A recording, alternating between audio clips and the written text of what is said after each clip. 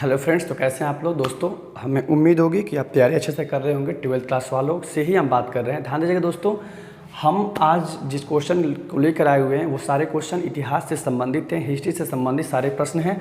और ध्यान दीजिएगा, ये सारे क्वेश्चन दोस्तों 2019 का पेपर में सारे क्वेश्चन पूछा हुआ था। और हमारी कोशिश है कि एग्ज़ाम से पहले तक जितने भी क्वेश्चन एग्ज़ाम में आ चुके हैं सारे क्वेश्चन को हम करा दें विथ एक्सप्लेनेशन के साथ। टेंशन नहीं लेना है आपको।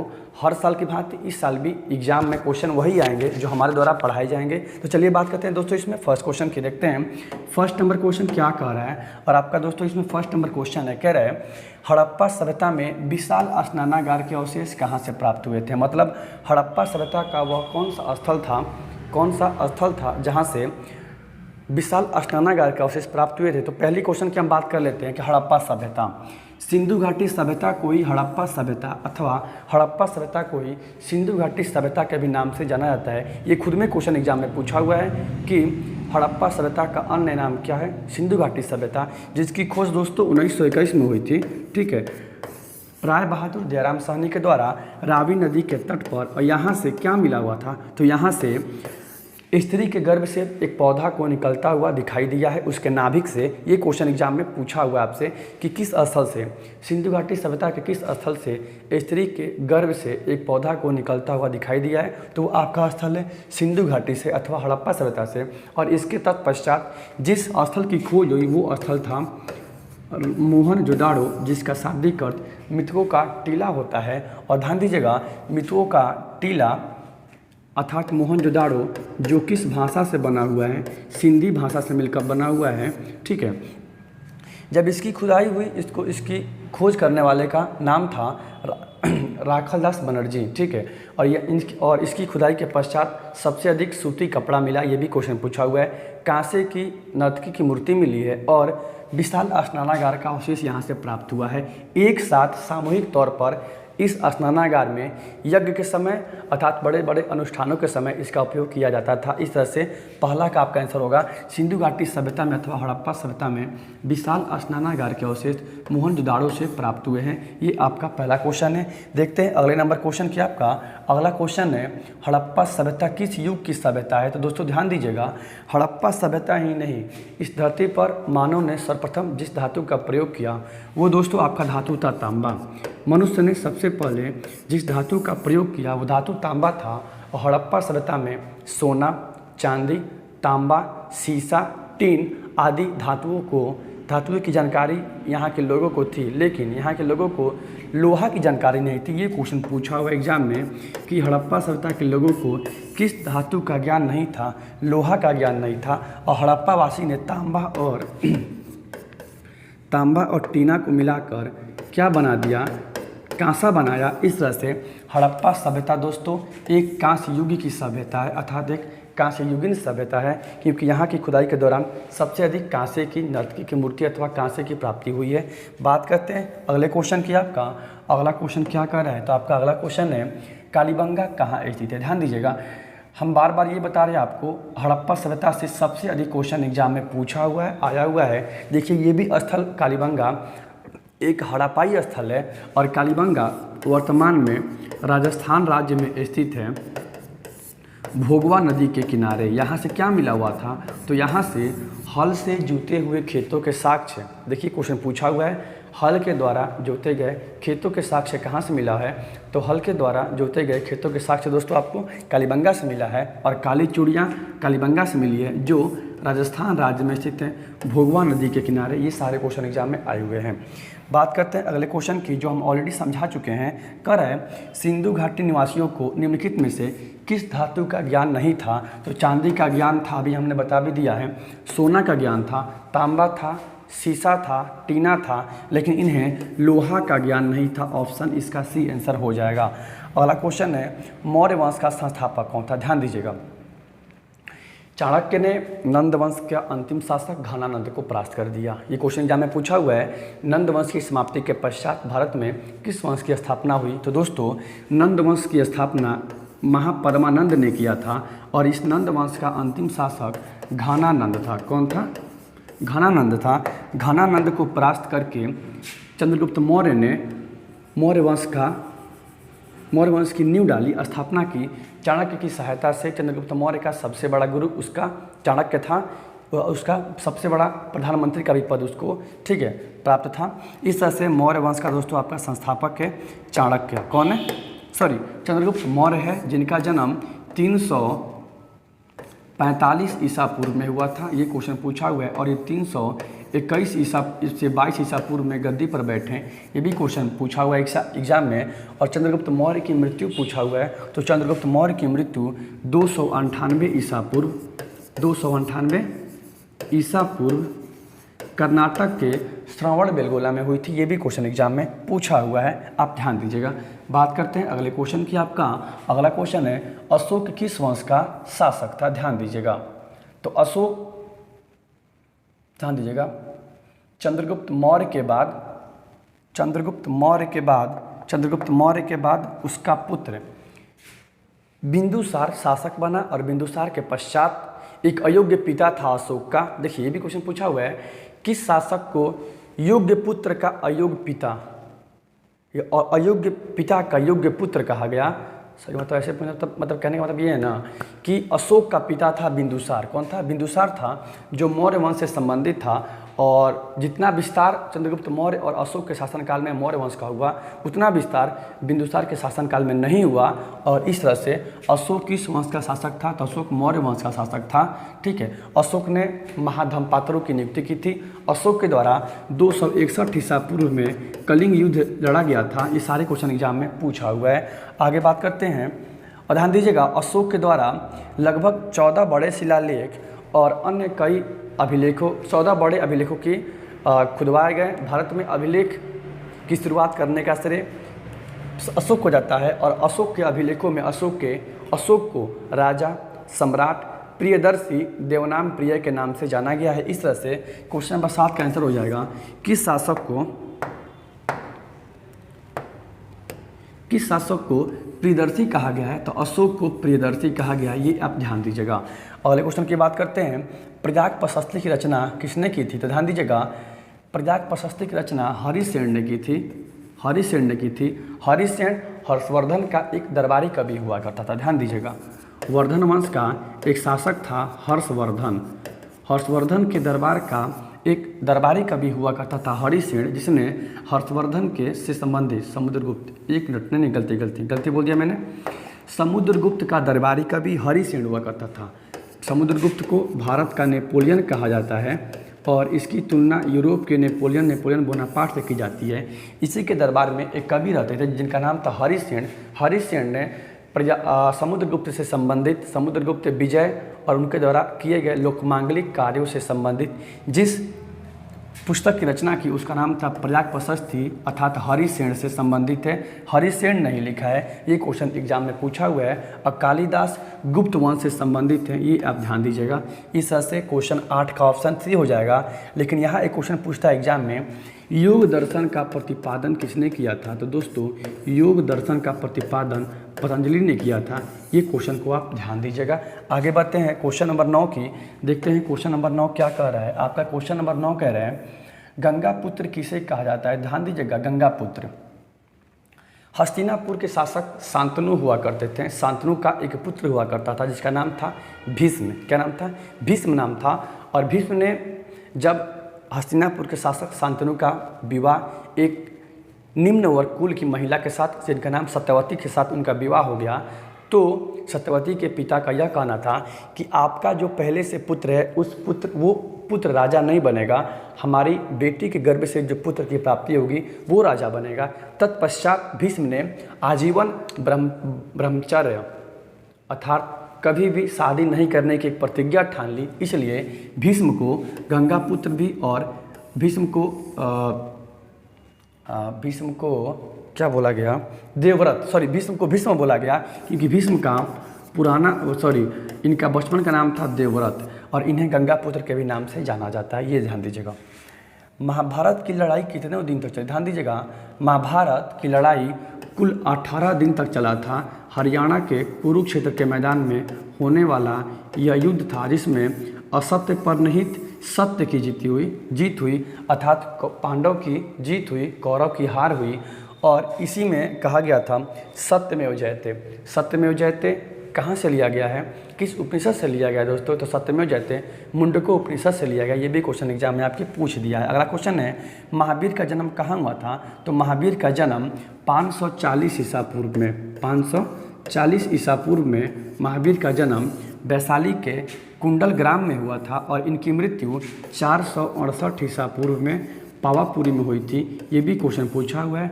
महावीर का बचपन का नाम वर्धमान था और माता का नाम त्रिशला था, ठीक है, और पिता का नाम सिद्धार्थ था। ये सारे क्वेश्चन एग्जाम में पूछा हुआ है। अगला क्वेश्चन है स्तूप का संबंध किस धर्म से? तो ध्यान दीजिएगा, गौतम बुद्ध की मृत्यु के पश्चात उनके अनुयायियों ने गौतम बुद्ध के अस्थियों को कई भागों में बांटकर एक गुंबद नुमा आकार का, क्या बोले, एक गुंबद नुमा आकार का टीले का निर्माण किया जिसे स्तूप की संज्ञा दी गई। अर्थात स्तूप का संबंध जिस धर्म से है दोस्तों, वो धर्म कौन है? तो वो धर्म है आपका बौद्ध धर्म। इसको भी आप ध्यान दीजिएगा। क्वेश्चन नंबर 12 का आंसर बौद्ध धर्म होगा। इसमें दिया भी होगा, आपको हम दिखा भी दे रहे हैं। बौद्ध धर्म क्या होगा? बौद्ध धर्म। इसका आंसर ऑप्शन बी हो जाएगा। अगला क्वेश्चन है बादशाह नामा किसने लिखा था? ध्यान दीजिएगा, शाहजहाँ के समकालीन एक कवि हुआ करता था जिसका नाम था अब्दुल हामिद लाहौरी और आईने अकबरी का लेखक अबुल फजल था। आईने अकबरी का लेखक अबुल फजल था। अबुल फजल का यह चेला था, इसने बादशाह नामा लिखा जिसका नाम था अब्दुल हामिद लाहौरी। वही अगर क्वेश्चन पूछ देगा आपसे अबुल फजल ने क्या लिखा, तो अबुल फजल ने आइन ए अकबरी को लिखा है। ये भी क्वेश्चन एग्जाम में पूछा हुआ है कि आइन ए अकबरी के लेखक कौन है? तो आइन ए अकबरी अथवा अकबरनामा के लेखक कौन है? तो अकबरनामा के लेखक अबुल फजल हैं। आईने अकबरी को 5 भागों में बांटा गया है, अकबरनामा को 3 भागों में बांटा गया है। ये भी आप ध्यान दीजिएगा। इस तरह से क्वेश्चन नंबर 13 का आंसर ऑप्शन सी हो जाएगा, अब्दुल हामिद लाहौरी। अगला क्वेश्चन है भारत का अंतिम मुगल सम्राट कौन था? तो ध्यान दीजिएगा, अंतिम मुगल सम्राट पढ़ने से पहले आपको पढ़ना पड़ेगा मुगल वंश का प्रथम शासक कौन था और मुगल वंश की स्थापना भारत में किस युद्ध के पश्चात हुई? तो 1526 का पानीपत का युद्ध।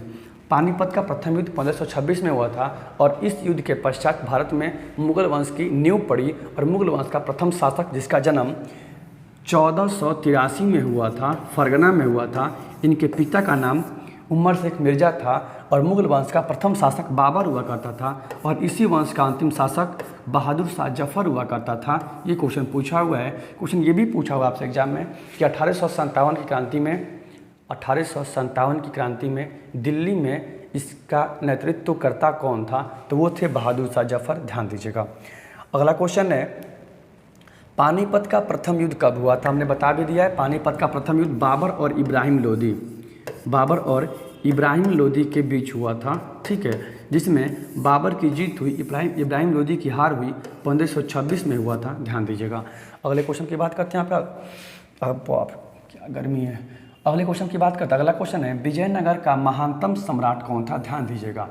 पहले बात कर लेते हैं विजयनगर साम्राज्य के बारे में। ध्यान दीजिएगा दोस्तों, विजयनगर का शाब्दिक अर्थ जीत का शहर होता है और यह एक प्रथम हिंदू साम्राज्य था जिसकी स्थापना संगम वंश के 2 शासक 2 भाइयों ने 1336 ईस्वी में किया था। दोनों भाई का नाम था हरिहर एवं बुक्का। हरिहर प्लस में बुक्का, हरिहर और बुक्का। हरिहर और बुक्का नामक 2 भाइयों ने क्या किया? विजयनगर साम्राज्य की स्थापना की और इस विजयनगर साम्राज्य का 2 सबसे पावरफुल शासक था। उसका नाम था कृष्णदेवराय। कौन शासक था? कृष्णदेवराय, जिसने जो तेलुगु साहित्य का सबसे बड़ा विद्वान था। तेलुगु साहित्य का सबसे बड़ा विद्वान था। ये आप ध्यान दीजिएगा, क्वेश्चन एग्जाम में पूछा हुआ है। और इसने एक पुस्तक भी लिखी थी, उस पुस्तक का नाम था अमुक्त माल्याद। ये भी क्वेश्चन एग्जाम में पूछा हुआ है कि अमुक्त माल्याद नामक पुस्तक किसने लिखी है? तो अमुक्त माल्याद नामक पुस्तक कृष्णदेवराय ने लिखा है। और विजयनगर के अधिकांश शासक अपनी टाइटल राय को अधिक प्रयोग करते थे, राय लगाते थे। ये भी आप ध्यान दीजिएगा। 16 का ऑप्शन बी हो जाएगा। देखते हैं अगले क्वेश्चन की। आपका अगला क्वेश्चन है, इसका अभी हमने आंसर बता भी दिया है। हरिहर और बुक्का किस वंश से संबंधित है? तो हरिहर बुक्का संगम वंश से संबंधित हैं। आपको इसका आंसर पता होना चाहिए। बात करते हैं अगले क्वेश्चन की। अगला क्वेश्चन है विजयनगर की यात्रा पर। ध्यान दीजिएगा, विजयनगर की यात्रा पर आने वाला जो प्रथम यात्री था वो निकोलस कॉन्टी था और वह इटली का यात्री था।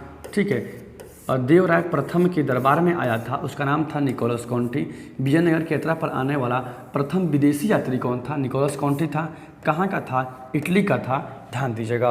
अगले क्वेश्चन की बात करते हैं। आपका अगला क्वेश्चन है शेख मोइनुद्दीन चिश्ती की दरगाह कहाँ स्थित है? तो शेख मोइनुद्दीन चिश्ती की दरगाह, ठीक है, जो अकबर के समकालीन थे, इनका दरगाह अजमेर में स्थित है और आगरा को सिकंदर लोदी ने बसाया था। ये भी आप सिकंदर लोदी, ध्यान दीजिएगा, ये भी क्वेश्चन पूछा हुआ है। वही अगर आपसे क्वेश्चन पूछ दे निजामुद्दीन औलिया, यहाँ तो पूछ रहा है शेख मोइनुद्दीन चिश्ती की दरगाह कहाँ स्थित है, तो आप बोल सकते हैं अजमेर में है। वही पूछ दे निजामुद्दीन औलिया का दरगाह दोस्तों कहाँ स्थित है, तो निजामुद्दीन औलिया का दरगाह आपका दिल्ली में स्थित है। ये भी आप ध्यान दीजिएगा। अगला क्वेश्चन है तलवंडी में किसका जन्म हुआ था? तो तलवंडी में गुरु नानक का जन्म हुआ था, ध्यान दीजिएगा। और कबीर के द्वारा एक पुस्तक की रचना की गई, बीजक के ग्रंथ है बीजक में पूरे के पूरे कबीर के उपदेश इसमें संग्रहित हैं। ये क्वेश्चन ध्यान दीजिएगा। अगला क्वेश्चन है कुतुब मीनार का निर्माण किसने शुरू किया? ध्यान दीजिएगा। दिल्ली गुलाम वंश का संस्थापक, ठीक है, इल्तुतमिश हुआ करता, कुतुबुद्दीन ऐबक हुआ करता था, जिसे गुलामों का गुलाम भी कहा गया। और ठीक है, कुतुब मीनार का निर्माण किसने शुरू किया? तो कुतुब मीनार का निर्माण बख्तियार काकी की याद में कुतुबुद्दीन ऐबक ने शुरू किया। लेकिन कुतुब मीनार का निर्माण किसने संपन्न कराया? तो वो इल्तुतमिश था।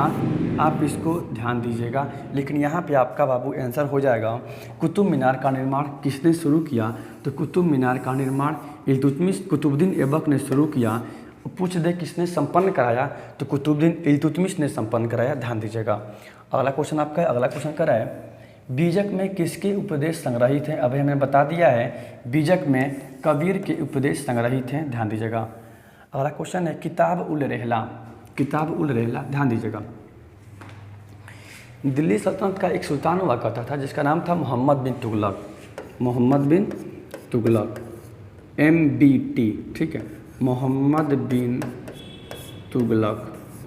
दिल्ली सल्तनत का एक सुल्तान हुआ करता था जिसका नाम था मोहम्मद बिन तुगलक। और मोहम्मद बिन तुगलक के शासनकाल में एक मोरक्को का यात्री आया जिसका नाम था, विदेशी यात्री जिसका नाम था इब्न बतूता ने जिस ग्रंथ की रचना की, जिस पुस्तक को लिखा, उस पुस्तक का नाम था किताब उल रेहला, जो अरबी भाषा में लिखी गई पुस्तक है। ये भी क्वेश्चन एग्जाम में पूछा हुआ है कि किताब उल रेहला किस भाषा में है? तो दोस्तों किताब उल रेहला अरबी भाषा में है और इब्न बतूता की पुस्तक है। ये कहाँ का निवासी था? तो दोस्तों ये मोरक्को का निवासी था। ये भी क्वेश्चन पूछा हुआ है एग्जाम में, आप इसको ध्यान दीजिएगा। अगला क्वेश्चन है अलबरूनी किसके साथ भारत आया था? ध्यान दीजिएगा। 1001 ईसा पूर्व के आसपास गजनी का एक शासक था जिसका नाम था महमूद गजनवी। जब वो भारत पर आक्रमण किया तो उसके साथ में अलबरूनी भारत आया, जो ख्वारिज्म का रहने वाला था। वर्तमान में ख्यू बोलते हैं, क्या बोलते हैं? ख्यू का रहने वाला था, ठीक है। इसके साथ में भारत आया, इसने भारत की कई बार यात्रा भी किया। और सबसे पहले वो कौन सा विदेशी यात्री था जिसने सबसे सर्वप्रथम पुराणों का अध्ययन किया? तो वो आपका था अलबरूनी। इस तरह से ये भी आप याद रखिएगा। तो अलबरूनी किसके साथ भारत आया था? तो महमूद गजनवी। कहाँ का रहने वाला था? ख्वारिज्म का रहने वाला था। और इसके द्वारा जिस पुस्तक को लिखा गया दोस्तों, उस पुस्तक का नाम था किताब उल हिंद,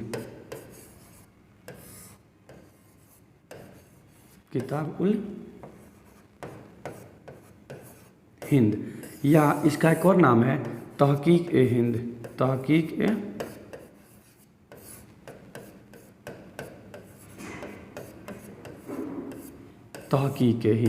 जो अरबी भाषा में लिखा गया है। ये भी आप ध्यान दीजिएगा। अगले क्वेश्चन की बात करते हैं दोस्तों। आपका अगला क्वेश्चन है इब्न बतूता किस देश का यात्री था? हमने अभी बता दिया है इब्न बतूता मोरक्को का रहने वाला था, ध्यान दीजिएगा। अगला क्वेश्चन है हुमायूं नामा किसने लिखा था? तो हुमायूं नामा के लेखक गुलबदन बेगम थी, ये आप ध्यान दीजिएगा। और आइन ए अकबरी के लेखक, ध्यान दीजिएगा।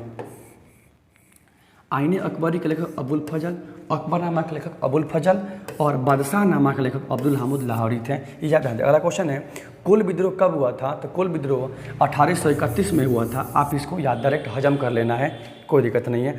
अगले क्वेश्चन की बात करते हैं। आपका अगला क्वेश्चन है, संथाल विद्रोह के नेता कौन थे? ध्यान दीजिएगा, संथाल विद्रोह जो 1855 में हुआ था, ये भी क्वेश्चन पूछा हुआ है। और इसके जो नेता थे, संथाल परगना के जो नेता थे, उनका नाम था सिद्धू और कान्यू। ये आप ध्यान दीजिएगा। सन भी याद कीजिए, सन भी पूछा हुआ है क्वेश्चन, ध्यान दीजिएगा। अगला क्वेश्चन है, अस्थाई बंदोबस्त लॉर्ड कॉर्नवालिस ने कब लागू किया? आपसे पहला ही क्वेश्चन पूछता है कि परमानेंट सेटलमेंट इन हिंदी, अस्थाई बंदोबस्त किसने शुरू किया था? तो लॉर्ड कॉर्नवालिस ने शुरू किया। पहला क्वेश्चन कब शुरू किया था, कब लागू किया? 1793 में लागू किया। ये आप ध्यान दीजिएगा। अगला क्वेश्चन है, फ्रांसिस बुकानन कौन था और यह फ्रांस का रहने वाला था? ये भी क्वेश्चन एग्जाम में आपसे पूछा हुआ है। और यह एक शल्य चिकित्सक था। कौन था? चिकित्सक था, ध्यान दीजिएगा। अगला क्वेश्चन है, कह रहा है दक्कन दंगा आयोग कब नियुक्त किया? ध्यान दीजिएगा, दक्कन दंगा आयोग जो 1874 में हुआ था, 1874 में हुआ था। और इसके पश्चात दक्कन दंगा आयोगों की रिपोर्ट को तैयार करने के लिए दक्कन दंगा आयोग बनाया गया, जो नियुक्त किया गया 1875 में। ये आप ध्यान दीजिएगा। अगला क्वेश्चन है, रानी लक्ष्मीबाई का जन्म कहाँ हुआ था? तो रानी लक्ष्मीबाई झांसी की तो रानी थी, लेकिन इनका जन्म काशी में हुआ था, बनारसी के काशी में हुआ था, वाराणसी के काशी में हुआ था। ये भी आप ध्यान दीजिएगा। अगला क्वेश्चन कर रहे देख लेते हैं, 1857 के विद्रोह के समय पटना में नेतृत्व किसने किया था? तो प से पटना, प से पीर अली, ध्यान दीजिएगा। इसमें आंसर ऑप्शन ए हो जाएगा, ध्यान दीजिएगा। वही कह देगा, बिहार में 1857 का नेतृत्व किसने किया था? तो बिहार में ब से बिहार, ब से वीर कुंवर सिंह, लेकिन यहाँ पूछ रहा है पटना में पीर अली, लखनऊ में बेगम हजरत महल, ठीक है, इलाहाबाद में लियाकत अली और दिल्ली में बहादुर शाह जफर। ये आप ध्यान दीजिएगा। अगला क्वेश्चन देख लेते हैं। अगला क्वेश्चन क्या कर रहे हैं?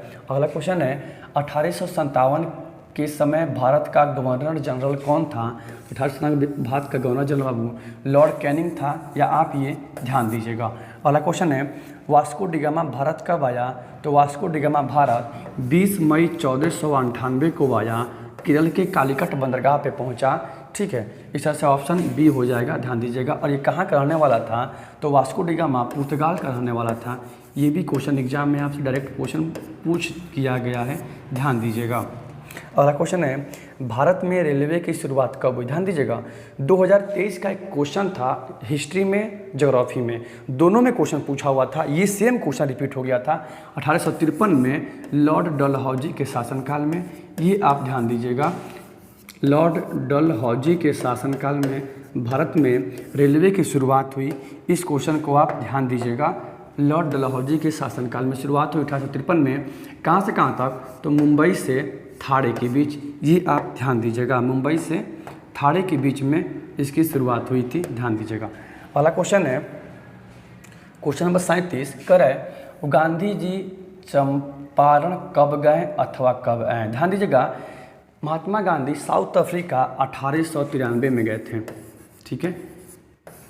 एक केस की पैरवी करने के लिए वहाँ चले गए। जब वहाँ से उन्होंने सफल सत्याग्रह को जब पूरी तरह से सफल बना दिया, तब उन्होंने भारत 1915 में लौटे और 2 साल तक भारत का लगभग पूरा भ्रमण किया, भारत की समस्याओं को देखा और 1917 में कहाँ पहुँचे? चंपारण, बिहार का चंपारण।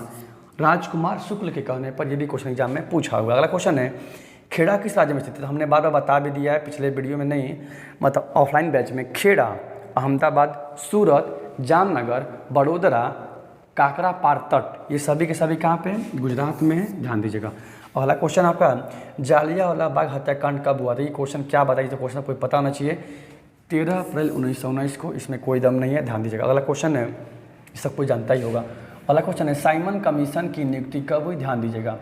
साइमन कमीशन की नियुक्ति कब हुई ये पूछ रहा है, ये नहीं पूछ रहा है साइमन कमीशन भारत कब आया। तो साइमन कमीशन की नियुक्ति, साइमन कमीशन जिसके अध्यक्ष सर जॉन साइमन थे, ठीक है, सर जॉन साइमन थे। और इनमें कुल टोटल 7 मेंबर थे।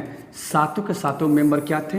अंग्रेज थे, इसलिए इसको श्वेत कमीशन के भी नाम से जाना गया। इसकी नियुक्ति 1927 में हुई और ये भारत 1928 में आया, 3 फरवरी 1928 को। अगर वही पूछ दे साइमन कमीशन भारत कब आया, 3 फरवरी 1928 को। कब नियुक्ति हुई, 1927 में। अगला क्वेश्चन है, सर की उपाधि किसने वापस कर दी, ध्यान दीजिएगा।